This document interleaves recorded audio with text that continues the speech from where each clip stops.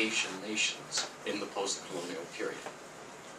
The Third United Nations Conference on the Law of the Sea provided many of the newly independent African and Asian countries with their first opportunity to shape the development of the law of the sea. And during the conference, as we've just heard, African and Asian diplomats made fundamental contributions to the development of such legal concepts as the exclusive economic zone, archipelagic states, the rights of landlocked and geographically disadvantaged states, all of which were later reflected in the convention. They also pushed hard to support the inclusion of the concept of the common heritage of mankind. Thus, by the time the convention was adopted on 10 December 1982, the international community and the law of the sea both looked much different than it had in 1973. In recognition of the influence of Asian and African states, two eminent diplomats, Hamilton Shirley Amarasinghe of Sri Lanka and Tommy Koh of Singapore, presided over the third conference. Later, Minister Joseph Sinda Warioba of the United Republic of Tanzania, and then Ambassador Jose Luis Jesus of Cape Verde, chaired the Preparatory Commission for the International Seabed Authority and the International Tribunal for the Law of the Sea. Moreover, the influence remains strong today, as reflected in the leadership of three bodies established by the convention: the Seabed Authority, headed by His Excellency Ni Odunton of Ghana; the Tribunal, presided over by Judge Shunyi Yanai of Japan; and the Commission on the Limits of the Continental Shelf, currently chaired by Mr. Lawrence Awosika of Nigeria. Ladies and gentlemen, let me now move to some of the substantive aspects of the law of the sea which are at the center of this meeting, namely piracy and armed robbery at sea, biodiversity, and sustainable fisheries. And thereafter, I would like to focus on some of the other important challenges as the convention enters into its fourth decade. Ladies and gentlemen, the convention, as recognized both by the Security Council and the General Assembly of the United Nations, sets out the international legal framework for addressing one of the principal challenges to maritime security faced by states in both Africa and Asia today, namely piracy and armed robbery at sea. Piracy represents a significant threat to the freedom of navigation on the high seas, whilst armed robbery at sea poses security risks to shipping within the territorial seas of coastal states. As you are all well aware, Articles 100 to 107 and 110 of the Convention set out the specific legal regime for the repression of the crime of piracy. These provisions require all states to cooperate to the greatest possible extent in the repression of piracy. They also codify the customary rule of international law that states may exercise universal jurisdiction over acts of piracy. On the other hand, the Convention provides jurisdiction over armed robbery at sea to the coastal state in whose territorial sea the crime has been committed, as well as the flag state jurisdiction to the flag state of the ship on which the crime is committed. The regime contained in the Convention is complemented by other important international instruments, and with regard to the situation off the coast of Somalia, a number of resolutions adopted by the United Nations Security Council under Chapter 7 of the Charter of the United Nations. Now, I'm pleased to note that in recent years there has been considerable progress in the implementation of this regime. In particular, at the regional level, in Asia and in Africa, states have taken important steps to implement the requirement to cooperate in the repression of piracy. In this connection, I would like to recall the conclusion of a number of regional cooperation agreements. These include the 2004 Regional Cooperation Agreement on Combating Piracy and Armed Robbery Against Ships in Asia, RECAP, the 2009 Djibouti Code of Conduct concerning the repression of piracy and armed robbery against ships in the Western Indian Ocean and the Gulf of Aden, and the 2008 Maritime Organization of West and Central Africa Memorandum of Understanding on the establishment of a sub-regional integrated Coast Guard network in West and Central Africa. There has also been broader international cooperation in combating piracy off the coast of Somalia, amongst both states within the region and states outside the region. Undoubtedly, the Contact Group on piracy off the coast of Somalia has played an important role in this respect. Also important, in my opinion, have been the various memoranda of understanding that have allowed suspected pirates to be transferred to states in the region for prosecution, and in some cases back to Somalia for imprisonment after conviction. Both off the coast of Somalia and in the Gulf of Guinea, international cooperation has also taken the form of increased capacity building initiatives aimed at strengthening the ability of coastal states to address these crimes. However, in view of the continued high number of attacks and their impact on seafarers, international trade, and freedom of navigation, greater efforts are still needed. For example, despite the importance of bringing perpetrators of piracy attacks to justice through prosecution, many states still do not have domestic legislation on piracy which fully reflects the provisions of the Convention. The Security Council, in a number of resolutions, has expressed its concern over this situation and has called upon all states to criminalize piracy under their national law.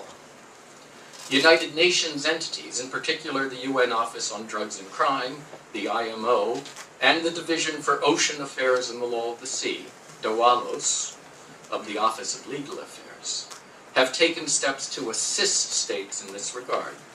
For example, DOALOS maintains a collection of national piracy legislation on its website, and it has developed guidance on elements of national legislation on piracy based on the provisions of the Convention.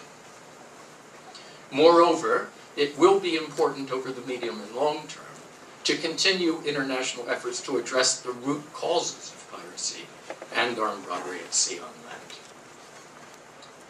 Ladies and gentlemen, marine ecosystems and biodiversity play a critical role in sustainable development. They underpin a wide range of ecosystem goods and services and provide a source of livelihood for billions of people around the world, in particular in Asia and Africa. However, the individual and cumulative impacts of various human activities in the oceans are increasingly putting at risk the very basis upon which the economies of many countries depend. The loss of marine biodiversity and productivity of marine ecosystems will hamper efforts to meet development goals, especially those related to poverty eradication, food security, and health. This was recognized in the outcome document of the United Nations Conference on Sustainable Development, which took place in Rio last June. While not immediately accessible, marine biodiversity in areas beyond national jurisdiction is particularly vulnerable to an increase in human activity in those areas, which has resulted from the degradation of coastal areas and the depletion of their resources. Difficulties in monitoring the activities taking place in those areas and assessing their impacts at the global level pose additional difficulties. Coordination for those areas also presents a challenge as a result of the current sector-based approach for the management of human activities in the oceans. The urgency of addressing these challenges is very clear. The basis for doing so is in UNCLOS, whose importance for advancing sustainable development was recognized by the Rio +20 conference.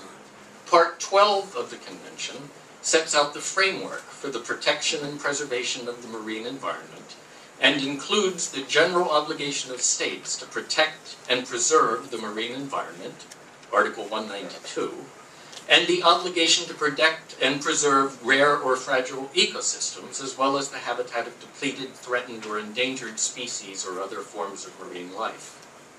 It also includes the obligation to cooperate on a global or regional basis, and to conduct monitoring and impact assessments. Part 13 is critical to advance knowledge of marine biodiversity and ecosystems functions, as well as of the pressures that negatively impact the marine environment, as it provides detailed measures for marine scientific research, including cooperation among states. Part 14 promotes cooperation for the transfer of marine technology. Yet, in spite of this comprehensive and visionary framework set out in UNCLOS, as complemented by a number of global and regional instruments, the loss of marine biodiversity continues unabated, and new sources of marine pollution and degradation of marine ecosystems compound the difficulties of striving coastal communities and economies. The General Assembly, in its Resolution 66/288 entitled The Future We Want, and 67/78 entitled Oceans and the Law of the Sea, endorsed the outcomes of the UN Conference on Sustainable Development and called upon states to strengthen, in a manner consistent with international law, in particular UNCLOS, the conservation and management of marine biodiversity and ecosystems. Member states have been discussing critical issues and possible solutions in this regard. After long deliberations, which started in 2006, United Nations member states agreed in 2011 on significant steps, including the initiation of a process aimed at ensuring that the legal framework for the conservation and sustainable use of marine biodiversity in areas beyond national jurisdiction effectively addresses these issues. To that end, such a process will identify gaps and ways forward, including through the implementation of existing instruments and the possible development of a new multilateral agreement under UNCLOS. Let me remind you in this regard that 2 workshops will be held at United Nations headquarters in New York in May to improve understanding of these issues and clarify key questions as an input to the work of the General Assembly Working Group established to study issues relating to the conservation and sustainable use of marine biodiversity beyond areas of national jurisdiction. These workshops will focus on marine genetic resources and on conservation and management tools, including area-based management and environmental impact assessments. The workshops will also consider issues related to international cooperation and coordination, as well as capacity building and the transfer of marine technology. In accordance with the outcome of the Rio+20 conference, building on the work of the working group, and before the end of the 69th session of the General Assembly, member states must take a decision on the development of a new international instrument under UNCLOS. The Convention also sets out the legal regime for the conservation and management of living marine resources, both in areas under national jurisdiction and on the high seas. The provisions relating to straddling fish stocks and highly migratory fish stocks have been further implemented in the 1995 United Nations Fish Stocks Agreement.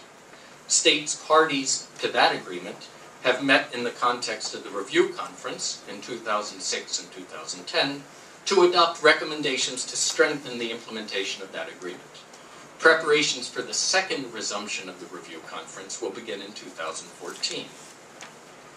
While the General Assembly has emphasized the importance of sustainable fisheries for food security and sustainable development, considerable challenges remain in global efforts to conserve and sustainably use these resources. Unsustainable fishing practices, such as overfishing, overcapacity, and illegal unreported and unregulated fishing, IUU, continue to erode the resource base, often exacerbated by cross-sectoral factors that threaten marine ecosystems, including climate change, pollution, and habitat degradation. In light of these concerns, renewed commitments were made at the 2012 United Nations Conference on Sustainable Development in relation to achieving sustainable fisheries. Member states in Africa and Asia have made particular progress in this regard. New regional fisheries management agreements or arrangements are being established in the South Pacific and in the South Indian Ocean. A new instrument for the conservation and management of high seas fisheries resources has been adopted for the North Pacific Ocean. In 2012, the Western and Central Pacific Fisheries Commission also conducted a performance review to improve its function. These regions have supported efforts to address the impacts of bottom fishing and have actively participated in the process for the development of the FAO International Guidelines for securing sustainable small-scale fisheries, which aim to enhance the contribution of small-scale fisheries to poverty alleviation, food and nutrition security, and economic growth. Ladies and gentlemen, another important recent development has been the establishment by the General Assembly of the regular process for global reporting and assessment of the state of the marine environment, including socioeconomic aspects, pursuant to a recommendation of the 2002 World Summit on Sustainable Development. The task of the first cycle of the regular process, from 2010 to 2014, will be to produce the first global integrated marine assessment of the world's oceans and seas by the year 2014. To this end, the General Assembly has created an ad hoc working group of the whole to oversee and guide the regular process, and a group of experts to carry out the assessments within the framework of the regular process. The group of experts currently includes 5 members from Africa and 4 members from Asia. In addition, a pool of experts has been created to assist the group of experts in conducting the assessments and to provide effective peer review to ensure high quality of the outputs. Now, thus far, only 295 of the approximately 1,500 required individual experts have been appointed. Of these, 92 experts have been nominated from Asia-Pacific states, and only 7 experts have been nominated from Africa. I would therefore like to take this opportunity to encourage African and Asian states to strongly consider making further appointments through their regional groups without delay. Workshops in support of the regular process are a key mechanism by which the first global integrated marine assessment will be accomplished, and states can enhance their assessment capacity. To date, 6 workshops have been held, including in China and Mozambique. A 7th workshop has been proposed to be held in the first half of this year in Côte d'Ivoire. Workshops are still needed for the North Pacific, the Northern Indian Ocean, and Southern Indian Ocean. States in these regions willing to host these workshops are invited to contact DOALOS as soon as possible. A further initiative that I would like to mention briefly is the Oceans Compact, Healthy Oceans for Prosperity, which was launched by the Secretary General on 12 August 2012 in Yeosu, Republic of Korea. The Compact has 3 interrelated objectives to advance this goal. First, protecting people and improving the health of the oceans. Second, protecting, recovering, and sustaining the environment and natural resources of the oceans, and restoring their full food production and livelihood services. And third, strengthening ocean knowledge and the management of the oceans. Preparations about its implementation are ongoing for consultations with member states in accordance with their request in paragraph 266 of General Assembly Resolution 67/78. Ladies and gentlemen, it is often recognized that a key to improving the implementation of the Convention is to strengthen the capacity of states to deal with many of its highly technical requirements. To address this need, DOALOS, the Division of Ocean Affairs and Law of the Sea, which is part of the Office of Legal Affairs, carries out numerous capacity-building activities in the field of the law of the sea and ocean affairs. For instance, we have 2 fellowship programs, the United Nations Nippon Foundation Fellowship Program and the Hamilton Shirley Amira Singhi Memorial Fellowship. These provide research and training opportunities in the field of ocean affairs and the law of the sea to mid-level government officials and other professionals from developing states. To date, The United Nations Nippon Foundation Fellowship has provided training opportunities for 37 professionals from member states of ALCO, while the Hamilton Shirley and Narasimha Memorial Fellowship has sponsored 12. Doualos also manages a number of trust funds aimed at facilitating the participation of representatives and experts from developing states in important Law of the Sea meetings, facilitating access to the dispute settlement mechanisms offered by the Tribunal for the Law of the Sea, and implementing the technically complex provisions concerning the delineation of the outer limits of the continental shelf. Lastly, I'd like to recall the 6 training courses organized by Doualos to assist African and Asian states in fulfilling their obligations under Article 76 of the Convention on the delimitation of the outer limits of the continental shelf. As a result of this training, more than 260 experts from 34 African and Asian states have received training. The majority of them also received trust fund assistance. Excuse me. Excellencies, distinguished delegates, ladies and gentlemen, both the Secretary General of the United Nations and the Legal Council have remarked that a 30th anniversary is traditionally called a Pearl anniversary.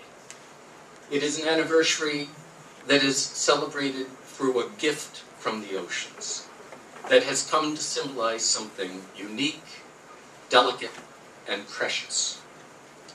It will be up to us to ensure that this pearl can be passed on to future generations so that they can benefit from us as we have done. I started my statement today recalling the important role that African and Asian states and ALCO as an organization played in the successful development of the Convention on the Law of the Sea.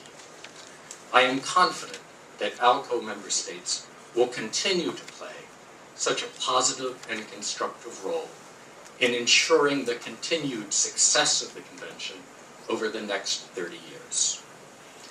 It is certain that there will be numerous challenges to face as we go forward to ensure the conservation and sustainable use of the oceans and their resources, so that their benefits may be shared by the current and future generations of all states.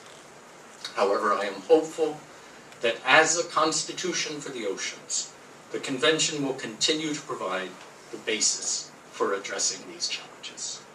Thank you.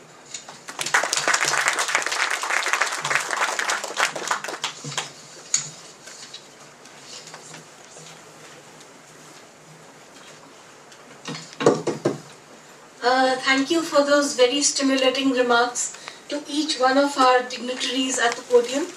And now Secretary General would like to provide them each with a memento before we break for a tea break. And before the tea break, we'll have a group photograph at the foyer where you will be instructed where we have to go for that. Thank you.